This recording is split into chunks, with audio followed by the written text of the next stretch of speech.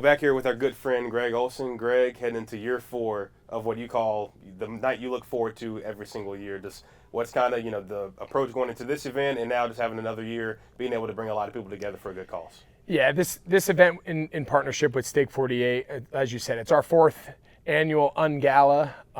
It's probably the signature event. It's the night we look forward to the most. It's an unbelievable opportunity. They open their doors to this incredible restaurant. All of our biggest supporters, our longest time donors, new partners, old partners, friends, family, teammates, everyone in the community that has been connected to the Heartest Yard over the last 12 years. This is a night that there's a long waiting list. Yeah. This is probably the event we get the most yeses the fastest because, again, we call it the Ungala because it's probably the least charity event in history of charity events. Like, come with the people you want to have dinner with, have an unbelievable dinner, night, drinks, fellowship, friendships, and just know all the money raised goes to an amazing cause with the Heartest Yard and Levine Children's Hospital and our work here in the community. So it's a win for everyone, and we certainly look forward to it. Last year, raising over $300,000 for the charity. I mean, just to have that support from a community that you poured so much into, how much of a blessing is that for not only you, but your family as well? Yeah, we say it all the time. The power of our foundation has just been the fact that the people in the community just continue to galvanize around it and respond to it and connect with it. And if people stopped coming to our events, it'd be a lot harder to fill up our event calendar each year like we do. So the people that continue to come back year after year, time after time, not only to the Ungala with Stake 48, but to all of our annual events that we do, it just constantly reminds us that it's why we do it. To a community that's been so good to us, to now be in the position to do so much for it in return, is something that I would like to say every day, but we're definitely reminded every night we meet these families and every event that we go and we can connect with them. It's a nice reset to why we do it. And what's it like building those relationships over the years? Because you mentioned 12 years into having the foundation, over $8 million raised. I mean, giving so much back to a community that's given so much to you. What's it like building these new relationships, being able to meet so many new people, and also being able to help them out along the way too? Yeah, I mean, and those relationships are why you do it. When you meet those families and they tell you about bringing their little girl home from the hospital and having a Heartest Yard nurse come and help them through some of the toughest times in their life, or able now to bring their child for a checkup, and a day that used to take 3 days because they had to go all over town to all the different subspecialties, and now they can come do all of their rounds, all of their treatment, all at one place at the Heartest Yard Congenital Heart Center, connected to the Children's Hospital uptown, and they can do all of it in one day. I mean, that's where we take our son for all of his checkups. Like, when you hear those stories and you see the impact that it's able to make, it's the proof of why these nights matter, right? And we try to remind everyone at our events, we're here to have fun, we're here to have a great steak and to have a drink and a bottle of wine and have a great time. But these dollars turn into experiences. These dollars change people's lives. And there was dollars raised well before we even knew we were going to be in this world that eventually shaped the path that our son TJ would go down. And our hope now is the dollars that we're raising are going to affect maybe someone we may never meet. Hopefully we do, but continue to just pay it forward. Continue to pave that path for the folks coming behind us. Is the motivation and the inspiration behind all of this. It's all to make these other families' journey that we can relate with. We understand what it's like to be in those shoes. Can we just make it a little bit easier? Can we make their care a little bit better? Can we make it just a better experience overall than even we had it? And if we can do that, then mission accomplished. You mentioned the experience you went through personally with your son. I mean, just how much of a blessing has it been to be able to see him grow and now, just living the life that he's able to live, just given everything you guys have endured? Yeah, he's got a great outlook on life. We joke all the time that no one lives better than our son TJ. He every day is a great day. Sometimes we're like, could you take something a little bit more serious, But, man, we just constantly reminded of just what a blessing he has been, what a light he has brought to our family, to this community. And again, I would never want TJ to go through this. I would never want anyone's son or daughter to go through what TJ's gone through in his early life. But the amount of good that's come out of it, we wouldn't trade that. Absolutely. Now, talking a little bit of football, too. This time a year ago, we were talking about Dave Canales being hired as new head coach of the Panthers. Now, a year later, how would you grade that first year as the head coach here? I think the best compliment that I could give him is he's brought good stability, now from year one to year two, and you could see from the energy in the locker room to when you talk to the players, the light on their face, wanting to go into the building, wanting to grow, wanting to develop. The culture shift that you saw play out throughout the course of the year, I think, is real. And we can talk play designs and schemes, and we can talk all the X's and O's until you're blue in the face. But if that's not built upon a foundation of a culture, of a locker room, of accountability, and the ability to persevere and to grow, no better example than what we saw with Bryce. So you've got to give Dave a ton of credit, because good locker rooms don't weather those storms. Bad locker rooms don't have players that come out the other end after really trying times. They usually go the other direction. So I think Dave's spirit, I think Dave's positive outlook, his optimism had a direct and real impact in year one. Now, is it perfect? Are they happy with where they are? Of course not. But I think now, for the first time in what feels like a long time, there's the ability to build from year one to year two and subsequently the years forward, and not having to search for a new coach, not having to search for a new play caller, not have to search for a new quarterback. Stability in the NFL is the ultimate goal for everyone, and it feels like for the first time in a couple years we have it, and I think that's a big reason for the optimism. You mentioned the perseverance. You mentioned a guy like Bryce Young, going through something that he's never had to go through in his football career, being benched after week 2 this season. What impressed you the most about how he was able to finish being strong and being able to turn the corner and now set himself up to really be that guy for this team? Yeah, I think it's one of the best stories in football. And I really mean that. That's not a homer. That's not me being biased. I know they only won 5 games, but it is just remarkable to see a player of that caliber with that number 1 overall pick, trade the farm to get him. We've all talked about it. Heisman winner, the whole thing. To be benched for performance, and it looked like he was never going to get an opportunity to ever step foot on the field again for the Panthers.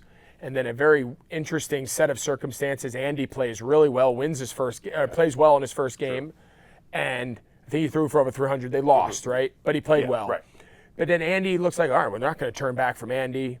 Gets in the wreck. Is it short-term, long-term? Just a weird way it plays out. And not only does he take back over, he just gets better and better and better. And by the end of the year, he looked like the guy we traded up to take for number 1 overall out of Alabama. And I just can't give him enough credit.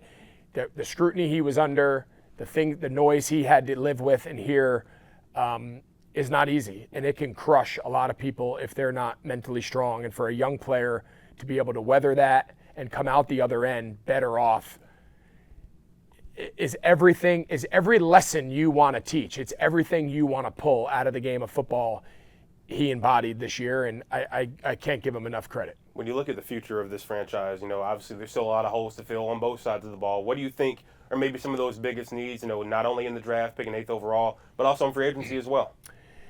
I think right now I know everyone's going to talk about the defense, and everyone's going to talk about, hey, we gave up the most points in NFL history or whatever. Yes, you have to be better on offense. In my mind, Derek Brown is like getting a first-round pick back. True. So he's your first-round pick. Yeah. I'm going to continue to make my offense as good as possible. Continue to support Bryce, continue to get him weapons, continue to make sure that offensive line stays good like it is. And the better Bryce plays, the pressure it takes off everybody in the building. It takes pressure off Dave. It takes pressure off Dan and Dave Tepper. And when you're scoring and you're playing well on offense and your franchise quarterback's playing well, it's amazing how different people look at the game. Yeah.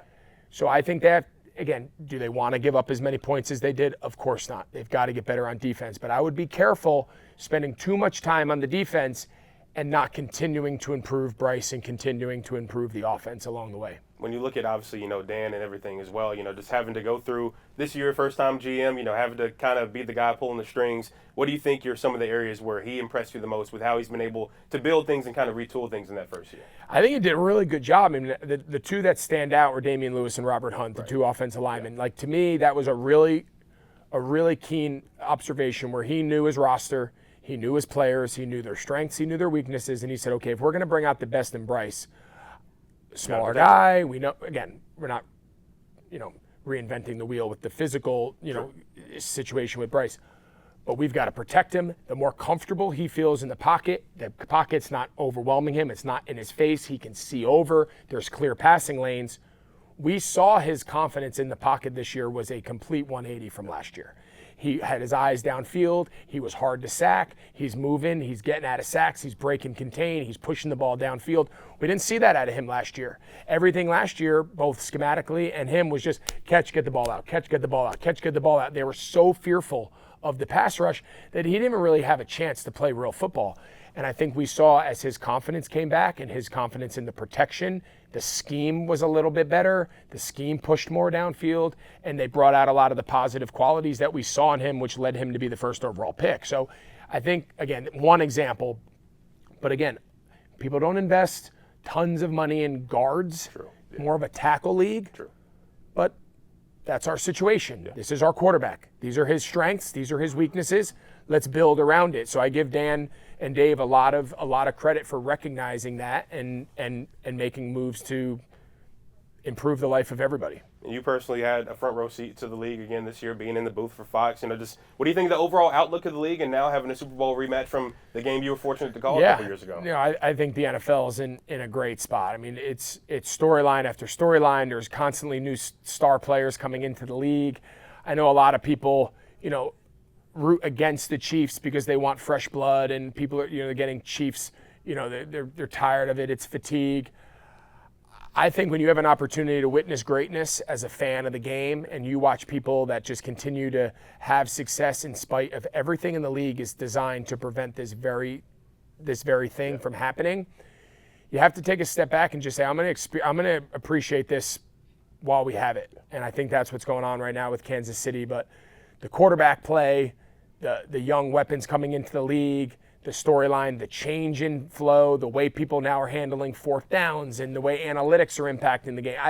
I think it's a very fascinating time in the NFL, and it seems like the popularity just continues to grow. We saw this come up in the Eagles-Commanders game. Did you know a team could be awarded a score if something happens like that? I did. Yeah. I did know that was a rule. We had talked about it, and again, whoever thinks it's going to happen.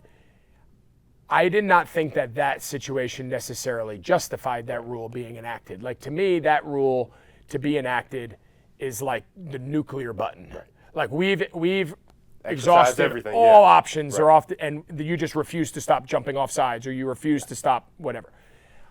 I didn't think Washington was doing anything other than just doing everything in their power to keep them out of the end zone. Right. Frankie Louvu's trying to time the snap. All right, so he timed it wrong twice. All right. The defensive tackle flinched into the neutral zone. Well, I'm about to have 7,000 pounds pushed into my face. Yeah. What would you want me to just stand here and just get run over? So, I understand the nature of why the rule's in place. You just can't let people just prevent the score indefinitely. They got to keep the game moving. I didn't think that was necessarily the case, though. I thought they were just fighting with every ounce of life they had remaining with what was a pivotal point in the game to try to prevent the touchdown. So I don't know. It was definitely interesting to hear the official be so open about it, and I know it probably didn't, it probably fueled a lot of the refs decide the outcome of the game nonsense, but it was definitely an interesting moment. For you personally, was this year tough being in that number 2 spot? How did you personally approach this year? What was it like for you? It definitely. I'd be lying if I said it wasn't. I mean, I obviously, to go from calling the best games for the last 2 years and calling Super Bowls and NFC championships and all the marquee matchups on a weekly basis to then not doing it, that sucks. Anybody that's done anything at a high level to have that pulled away in your mind for nothing that you did wrong is kind of a tough pill to swallow. But it was the reality of the situation that I was in, and my approach was come away from every game and people walk away saying that's the best game that we've heard broadcast this year. And I try to do that every week, and we don't always get it right. I'm not always perfect. There's ways that, there's times where I'm like, I could have probably presented that better, but it's not for the lack of trying. It's not for the lack of preparation. And I think people still enjoy our broadcast. I think they enjoy the way we present it and the way we frame it. And I'm going to continue to do that at the highest level I can, regardless of what game I'm calling, for as long as the opportunity is I have. And hopefully those opportunities elsewhere come. If they do, great. If they don't, we'll see what the next path brings. And you're a man that wears many hats, too. You got into coaching this year, coaching your sons. You went to middle school football, went viral for that. What does the future hold on that side of the things for Greg Olsen, too? Yeah, going to keep, pouring into these young kids in the community. And obviously we're over at Charlotte Christian, but we work and coach with kids from all over town. And whether they play for us or they play for other schools, it's okay. You know, I tell the kids all the time, like I want to see as many good football players learn real football as early as possible. I think there's a lot of really good football played in Charlotte already, and I think there's a lot of bad football being played everywhere in the country. So I'm a proponent of the game. I love the game. I love working with young kids. I love teaching them. I love pushing them. And I think when these kids find someone that really cares about them, it's a really fun feeling to see that sparkle in their eye and that light bulb go off. Like, okay, man, maybe I'm better than I even thought I was. And here's this guy that I thought in the beginning was just pushing me, unfairly. But now I look and I'm like, maybe he knows what he's doing. Maybe he sees something better in me than I saw in myself. And these kids have been awesome to work with. Our season last year, Christian, was a blast, and we're going to keep doing it. Got a former teammate up for the Hall of Fame. Is Luke Kuechly a first ballot Hall of Famer in your eyes? I mean, in my eyes, it's a no-brainer.